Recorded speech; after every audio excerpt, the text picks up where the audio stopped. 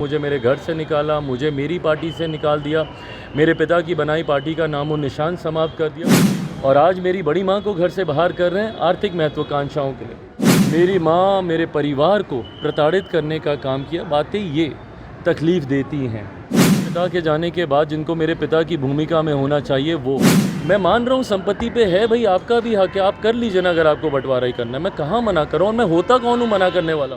देखिए, मैं ज़्यादा इस विषय पे बोलूँगा नहीं। परिवार का मामला है और मैं कभी भी सहज महसूस नहीं करता परिवार की बातें सार्वजनिक तौर पर करने के लिए।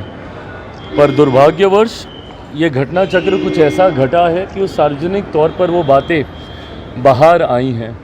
तकलीफ़ इस बात की भी है मुझे कि समय समय पर जिस तरीके से मेरे अपनों ने ही, और मेरे अपनों में कौन, जो मेरे पिता के जाने के बाद जिनको मेरे पिता की भूमिका में होना चाहिए वो मेरी माँ के समान जो मेरी चाचियाँ हैं, वो लोग, उन लोगों ने जिस तरीके से समय समय पर मेरी माँ मेरे परिवार को प्रताड़ित करने का काम किया, बातें ये तकलीफ़ देती हैं। ऐसे में कुछ समय पूर्व महत्वाकांक्षाओं के लिए, कभी राजनीतिक महत्वाकांक्षा तो कभी आर्थिक महत्वाकांक्षा, इससे पहले भी मुझे मेरी माँ को इन लोगों ने घर, पार्टी, सारी जगह से बेदखल करने का काम किया राजनीतिक महत्वाकांक्षाओं के लिए, केंद्र में मंत्री बनने के लिए। और आज मेरी बड़ी माँ को घर से बाहर कर रहे हैं आर्थिक महत्वाकांक्षाओं के लिए, संपत्ति पर अपनी दावेदारी पेश करने के लिए। कोई दिक्कत नहीं है, तब भी मैं उम्र में इनसे छोटा हूँ, तब भी सर झुकाकर मैंने इनकी बातों का सम्मान किया था। इनका जो फैसला था मैंने उसको अपने सर आँखों पर रखा। इन्होंने मुझे मेरे घर से निकाला, मुझे मेरी पार्टी से निकाल दिया, मेरे पिता की बनाई पार्टी का नामो निशान समाप्त कर दिया। जो आदरणीय चाचा जी ने कहा मैंने सब स्वीकार किया।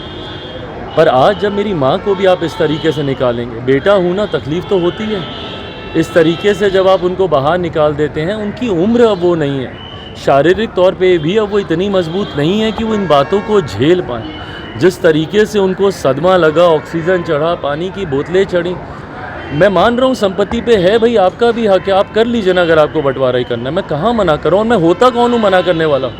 मेरे पिता के जाने का सब आप ही हैं उस परिवार में, उनकी पीढ़ी के आप ही हैं, आप ही को ही सब करना है। अगर आपको लगता है कि परिवार में बंटवारा कर देना चाहिए, कर दीजिए, बता दीजिए सारी संपत्ति।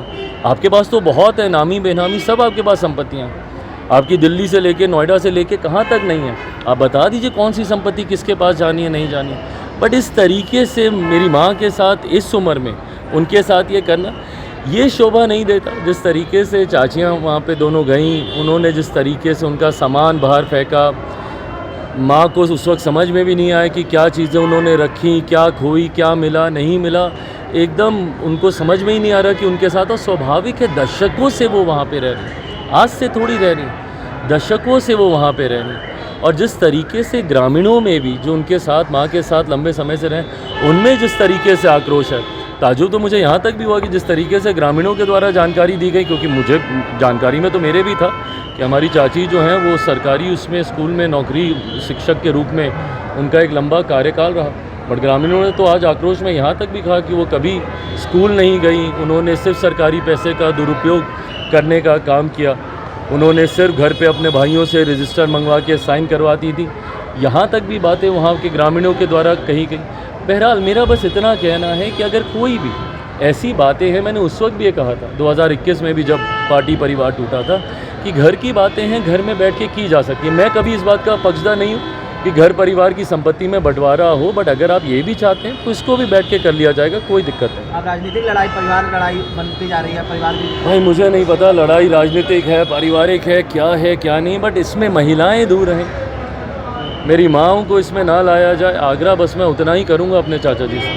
वक्फ बोर्ड को लेकर तेजस्वी यादव सुप्रीम कोर्ट गए हैं। बिल्कुल जाना चाहिए, बिल्कुल जाना चाहिए। अगर आपको लग रहा है कि आपके पास उचित चीज़ें हैं अपने आर्ग्यूमेंट को सपोर्ट करने के लिए, आप प्लीज़ जाइए। और ताजुब तो इसी बात का है कि यही तो संशोधन हम लोगों ने वक्फ बोर्ड में किए हैं। हम लोगों ने और संशोधन क्या किए, यही तो किए कि आज की तारीख में अगर कोई गरीब मुसलमान है या किसी की भी आपने प्रॉपर्टी पे अपना कब्ज़ा आपने दे दिया, तो वो व्यक्ति कोर्ट भी नहीं जा सकता, न्यायालय भी नहीं जा सकता। ये प्रावधान तक नहीं थे अभी तक जो रूल्स एंड रेगुलेशंस थे वक्फ बोर्ड के। यही तो संशोधन हमने किए कि कम से कम उस व्यक्ति को इतनी स्वतंत्रता तो हो कि वो न्यायालय जा सके, आज कैसे आप बोल रहे हैं कि मैं न्यायालय जाऊंगा, और कई लोग गए भी और कई लोग जाएंगे भी। बट बताइए उन लोगों का क्या, उन गरीब मुसलमानों का क्या, या उन ऐसे लोगों का क्या जिनकी संपत्ति पे आपने अपना कब्ज़ा तो आपने जाहिर कर दिया, बट आपने उनको ये इजाज़त तक भी नहीं दी कि वो कोर्ट जा सकें। यही तो बदलाव हम लोगों ने किए हैं वक्त में, और बदलाव क्या हुए हैं। बट इस बात को लेके ऐसा भ्रम फैलाया जा रहा है। मैं ये मानता हूँ पूरी तरीके से प्रो पुअर मुसलमान इसमें संशोधन किए गए हैं। आने वाले 2-3-4 महीनों में, जैसे सीए का समय रहते रहते पता चल गया कि किसी मुसलमान की नागरिकता नहीं गई, धारा 370 हटने के बाद पता चल गया कि कहीं देश नहीं जला, ऐसे ही 2 महीने, 3 महीने, 4 महीने में अपने आप सबको समझ में आ जाएगा कि गरीब मुसलमानों को हक दिलाने के लिए उनको व्यवस्था के साथ जोड़ने की सोच के साथ ये संशोधन किए गए।